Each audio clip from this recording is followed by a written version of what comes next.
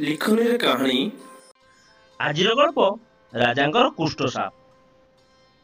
ରାଜା କୃଷ୍ଣଚନ୍ଦ୍ରଙ୍କର ପୁତ୍ର ଜନ୍ମ ହୋଇଥିବା କଥା ଶୁଣି ଖୁସି ହୋଇ ରାଜା ଗୋପାଳ ଭାଣ୍ଡକୁ ପଚାରିଲେ, ଗୋପାଳ, ଆମର ପୁତ୍ର ଜନ୍ମ ହୋଇଥିବା କଥା ଶୁଣି ତୁମ ମନରେ କିପରି ଆନନ୍ଦ ହେଉଛି କହିଲ? ଗୋପାଳ କହିଲା, ଆଜ୍ଞା, କୁଷ୍ଠ ସାପ ଅର୍ଥାତ୍ ପରିଷ୍କାର ଝାଡା ହେଲେ ଯେପରି ସୁଖ ଅନୁଭବ ହୁଏ ଠିକ ସେହିପରି ଆନନ୍ଦ ହେଉଛି। ରାଜା ଏଭଳି କଥା ଶୁଣି ଗୋପାଳ ଉପରେ କ୍ରୋଧ କରିଲେ। ଏହି କଥାରୁ ରାଜା କୃଷ୍ଣଚନ୍ଦ୍ର ଗୋପାଳ ସହିତ ଭଲ ରୂପେ ଆଉ ବାକ୍ୟାଳାପ କରିଲେ ନାହିଁ। କିଛି ଦିନ ପରେ ଦିନେ ଗୋପାଳ ଓ ରାଜା ଦୁହେଁ ଜଳପଥରେ ବୁଲିବାକୁ ଯାଉଛନ୍ତି। ଗୋପାଳ ନୌକା ବାହୁଛନ୍ତି, ରାଜା ବସି କଥାବାର୍ତ୍ତା ହେଉଛନ୍ତି। ଏମନ୍ତ ସମୟରେ ରାଜାଙ୍କୁ ପୋଖରୀ ପାଣି ଝାଡା ଲାଗିଲା। ରାଜା କହିଲେ, ଗୋପାଳ, ନୌକା ଏ ପାଖ କୂଳରେ ଲଗାଉ, ମୁଁ ପାଇଖାନା ଆଡେ ଯିବି। ଗୋପାଳ ଏ କଥା ଜାଣି ତାର ପୂର୍ବ କଥା ମନେ କରି କହିଲା, ଆଜ୍ଞା, ଏ ପାଖ ଜଙ୍ଗଲରେ ବଡ ବଡ ସାପର ଭୟ ଅଛି, ଆଗକୁ ଚାଲନ୍ତୁ। କିଛି ଦୂର ଗଲା ରାଜା କହିଲେ, ଗୋପାଳ, ଏବେ ଏହିଠାରେ ନୌକା ଲଗାଉ।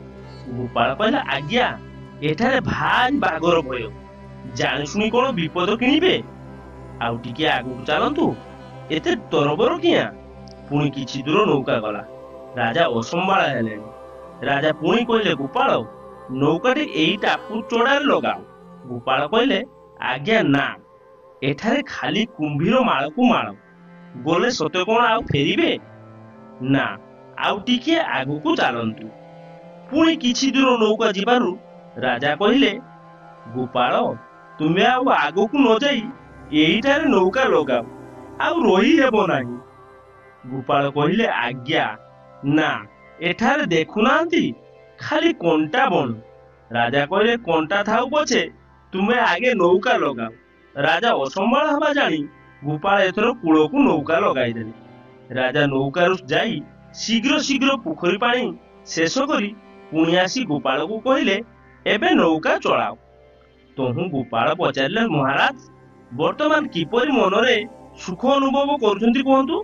ରାଜା କହିଲେ, ଗୋପାଳ, ଆଃ, ବଞ୍ଚାଇଲୁ, ବହୁତ ଆନନ୍ଦ ଲାଗୁଛି। ତହୁଁ ଗୋପାଳ କହିଲେ, ଆପଣଙ୍କ ପୁତ୍ର ଜନ୍ମ ହେବା କଥା ଶୁଣି ଠିକ ଏହିପରି ମୋ ମନରେ ସୁଖ ବୋଧ ହୋଇଥିଲା, କିନ୍ତୁ ଆପଣ ମୋ ଉପରେ ବିରକ୍ତ ହୋଇଥିଲେ, କ୍ଷମା କରିବେ।